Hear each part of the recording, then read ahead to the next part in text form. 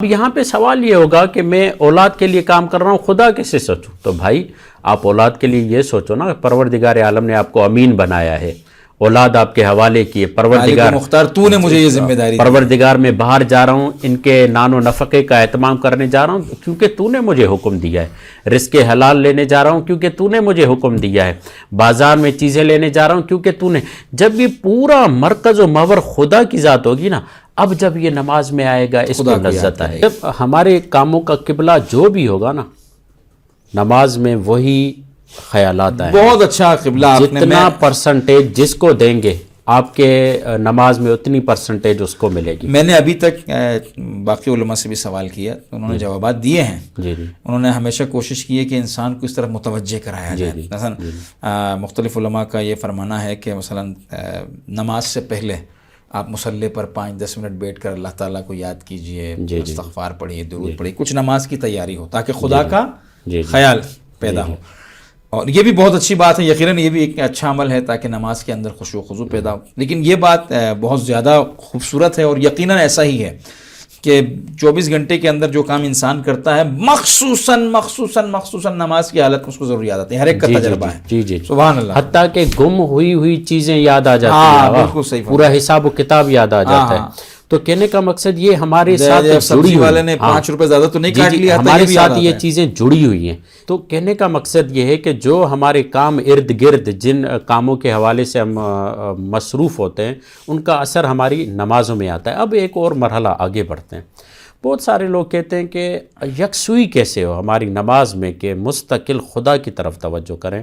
یاد رکھیں یہ قانون قدرت ہے کہ جس کا بھی آپ کے وجود پہ غلبہ رہے گا آپ اسی کی طرف توجہ فرمائیں گے۔ ابھی جیسے ہم بیٹھے نا بات کر رہے ہیں، میری آواز سے بڑھ کر کوئی اور اچانک آواز آئے گی، ہم اور آپ متوجہ ہو جائیں گے اسی کی طرف، یعنی جس کی شدت زیادہ ہوگی ہم اس کی طرف متوجہ ہوں گے۔ آپ کبھی توجہ فرمائیں، کیوں یہ کہا گیا کہ 10 مومنین نماز میں ہوں تو اس کا ثواب بڑھ جائے گا، اتنا بڑھ جائے گا کہ ملائکہ شمار ہی نہیں کریں گے جماعت میں، نماز جماعت، اور ہزاروں مومنین ہو تو اور زیادہ ثواب؟ کیوں؟ اس لیے کہ اس کے قلب پر جو غلبہ ہے وہ خدا کا ہے۔ اب ایک مومن آئے اس پہ فرق نہیں پڑتا، 10 مومن آئے اس پہ فرق نہیں پڑتا، کیونکہ کبھی کبھی یہ ہوتا ہے نا، ہم تو امامت کر چکے ہیں، ہمیں پتہ ہے جب 20 مومنین آتے ہیں تو اللہ اکبر میں فرق ہوتا ہے امام کے، اور جب 100 مومنین ہوتے ہیں تو اس کے اللہ اکبر میں فرق آتا ہے۔ کئی مسجدوں میں اس بات پہ جھگڑا ہوتا ہے، جو مخصوص راتیں جس میں اچھی خاصی کثرت سے مومنین کی شرکت ہوتی ہے وہ امام اول پڑھاتا ہے، کہتا ہے کہ آج مومنین زیادہ ہے تو آج میں پڑھاؤں گا، اور اس کے اللہ اکبر میں بھی۔ تو جس کے مومنین کو دیکھنے سے اللہ اکبر میں رد و بدل آ جائے، اس کے قلب پر خدا کا غلبہ کیسے ہوگا؟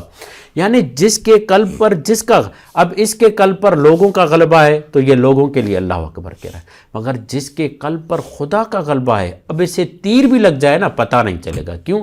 اس لیے کہ اس کے وجود پر خدا کا غلبہ ہے۔ ہزاروں لوگ اسی لیے، یعنی یہ جتنا اپنے آپ کو اس جگہ پر ثابت قدم رکھنے میں کامیاب ہوگا، اس کا ثواب اتنا بڑھتا جائے گا۔ اچھا قبلہ، ریاضت بھی تو کوئی چیز ہے نا، مثال کے طور پر جی مشق ہوگی نا، اس کے لیے مثال دیتا ہوں۔ جی اس کے لیے مشق ہوگی۔ اور آپ اگر آپ پہلی دفعہ روڈ پر گاڑی نکالیں، چھوٹی سی کار ہی کیوں نہ ہو، کیونکہ ہائی وے کے اوپر جب گاڑی چڑھتی ہے تو اتنی ہیوی گاڑیاں گزرتی ہیں اور اتنے بڑے بڑے ہارنز ہوتے ہیں کہ آپ اور میں شاید ایک لمحے کے لیے ڈر کے گھبرا کے کنارے پہ آ جائیں۔ جی بالکل۔ لیکن وہ جو ہیوی بس چلاتا ہے 40 پیسنجر والی، اور وہ 120-30 کی سپیڈ کے اوپر دنیا کی گاڑیوں کے بیچ میں سے زگ زیگ کرتے ہوئے بھی لے کر جاتا ہے، وہ اطمینان سے لے کر جاتا ہے۔ ان کو نہ ادھر والے کا خوف ہے، نہ ادھر والے کا خوف ہے، نہ آگے والے کا، نہ پیچھے والے کا، نہ ہارن کا، کیونکہ اس کی ریاضت اتنی ہو گئی ہے کہ اسے اب اپنے علاوہ کسی دوسرے کو نہیں دیکھنا ہے۔ تو ریاضت ایسے حاصل ہوگی نا آگاہ کہ آپ ہر کام میں نیت قربتاً اللہ کریں۔ ہم اپنے بچوں کو گھر میں، اپنی اہلیہ کو، میں خود کو، یہ ہم تلقین کرتے ہیں، حتیٰ کہ ایک دوسرے کو پانی دے تو قربتاً اللہ کی نیت کریں۔ سوچنے کا یعنی ایک قدم، یعنی یہ مشق ہے، آپ اپنے کاموں کو خدا کی طرف ڈائیورٹ کریں، نیت خدا کی رکھیں۔ میں نے کہا گھر میں ابھی جو خواتین ابھی افطار کا جو اہتمام کر رہی ہیں، قربتاً اللہ کریں، جہاد سے بڑھ کر ہے۔